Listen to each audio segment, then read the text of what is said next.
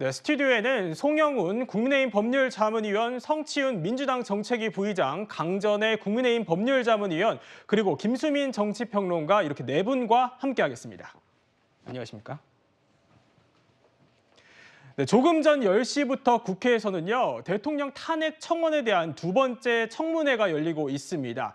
2차 청문회에 채택됐던 증인 참고인들 대부분 모습을 드러내지 않았다고 하는데요. 그런데 2차 청문회는 김건희 여사와 관련한 의혹을 놓고 다뤄지는데, 송영우 위원님, 여야 공방 그리고 야당의 난타전이 상당히 예상이 돼요. 어떻게 좀 보십니까? 글쎄요. 그런데 여야의 난타전이라고 합니다만 정확하게 표현하면은 야당이 허공에 대고 주먹질하는 저는 그런 청문회가 될 거라고 생각합니다. 이미 예견되었듯이 지금 상당수 증인들이 오늘도 출석을 하지 않았는데요. 설령 출석을 했다고 하더라도 국회 증언 및 감정에 관한 법률 제3조에 의해서 선서 거부권 또 증언 거부권 다 있기 때문에 아마도 증언을 거부해서 청문회에서 이렇다하게 새로운 사실을 알아낼 수도 없었을 거라고 봅니다. 그러면 저는 이쯤에서 이런 청문회를 왜 하고 있는지 돌아봐야 될 필요가 있다고 생각합니다. 그 탄핵 청원 청문회라고 하는 것이 전례도 없는 일일 뿐더러 민주당이 지금 청문회를 하면서 증인들에 대한 망신주기성 질문이나 의사진행으로 일관하고 있고, 이런 청문회를 몇 번째 거듭해서 보시면서 이제 국민들께서도 염증을 느끼기 시작하고 계시거든요. 오늘을 끝으로 해서 저런 비정상적인 청문회는 더 이상 개최되는 일이 좀 없었으면 합니다. 네, 오늘 청문회 영상 간략하게 준비를 해봤습니다. 먼저 영상으로 보고 오시죠.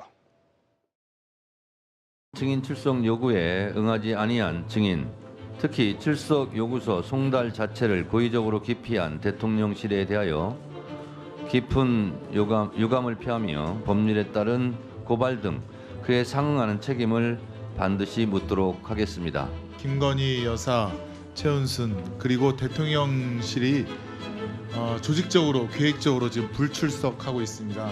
이렇게 진실을 덮는다고 국민이 모를 줄 안다면 큰 오산이라고 오판이라고.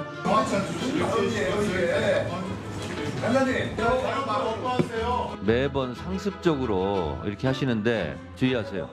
주의하세요. 송석준 의원 당분간 발언권을 중지합니다. 그다음 꿈에도 그리던 송석준 의원님 의사진행 권하세요. 아유, 정말 고맙습니다. 제가 처음 들어온 것도 아니고 이제 삼선 의원입니다. 이런 참 기가 막힌 일을 당하니까 제가 참 말로 표현하기 참 어려운 답답함을 느낍니다. 예, 우리 정말 종종 받아야 할 우리 정청래 위원장님 정말 고맙습니다.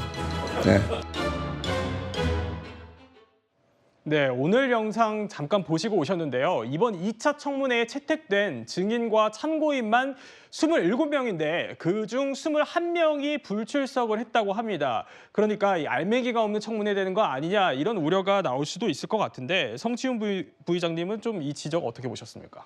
뭐 알맹이가 없다 하더라도 의무이기 때문에 하는 겁니다. 헌법 제26조에는 국민들 누구나 국가기관에 청원할 수 있는 권리를 가진다라고 되어 있고, 그 2조에는 국가는 그에 대해서 심사를 할 의무를 진다라고 되어 있습니다. 그렇기 때문에 국회에 이런 그 140만 명 이상의 국민이 청원을 했기 때문에 이거에 대해서 성실히 심사를 하기 위해서 하나의 방법으로 이 청문회를 방식을 채택한 것이고요.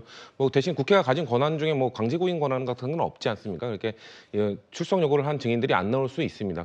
그렇지만 주어진 그 권한 내에서 최대한 국민들이 요청한 그 사안에 대해서 성실하게 심사를 하는 것, 성실하게 청문회 같은 제도를 최대한 활용하는 것이 그냥 뭔가 이걸 통해서 뭔가 새로운 것이 나오지 않는다 하더라도 국민들께 보여드릴 수 있는 최선의 모습을 보여드리는 그런 과정이다라고 말씀드리고 싶습니다. 네, 강 의원님은 좀 영상 어떻게 보셨나요?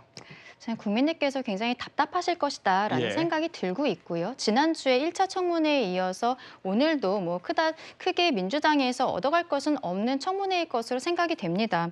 일단 청원이라는 이유를 들고 있고 민주당에서 그렇다면 국회에서 심사를 해야 하는 의무가 있지 않느냐라고 하고 있는데, 그 심사 과정에 있어서 청문회라는 절차를 해야 되는지 그것은 의무가 되어 있는 것이 아니거든요. 지난주에 있었던 1차 청문회에서도 그리고 그 이전에 있었던 최상병 전염병 특검과 관련해서 있었던 입법청문회에서도 어떠한 망신주기식 네. 이런 뭐 고성과 좀 인격 살인적인 이러한 이야기들만 있었지 정말로 알맹이가 있었는가 굉장히 좀 의문입니다. 오히려 대통령에 대한 탄핵이 헌법재판소에 실제로 이게 들어갔을 때 지난번 이상민 장관에 있어서도 민주당에서 단독으로 탄핵안을 발의를 했었고 작년 2월에 이상민 장관이 직무가 정지되지 않았습니까? 그리고 7월에 헌법재판소에서 만장일치된 의결로서 헌법과 법률에 중대한 위반 없다라고 나왔거든요. 민주당이 그런 경험을 한번 했었기 때문에 그리고 대통령의 탄핵이라는 것은 사실상 쉽게 할 수 있는 것은 아니기 때문에 이것을 실질적으로 탄핵소추안을 발의할 자신은 없고 여론전으로서 출석하지 않는 사람들은 법에 규정이 있는 것인데 이것이 무언가 문제가 있는 거 아니야? 라는 프레임을 만들기 위한 청문회, 그 이상도 그 이하도 아니다. 여기에 대해서는 국민들께서 똑바로 보고 판단하실 것이라고 생각합니다. 네, 여론전이라는 의견을 주셨는데 오늘 청문회가 어떻게 진행될지는 지금 한창 진행 중이기 때문에 추후 상황 전해드리도록 하겠습니다.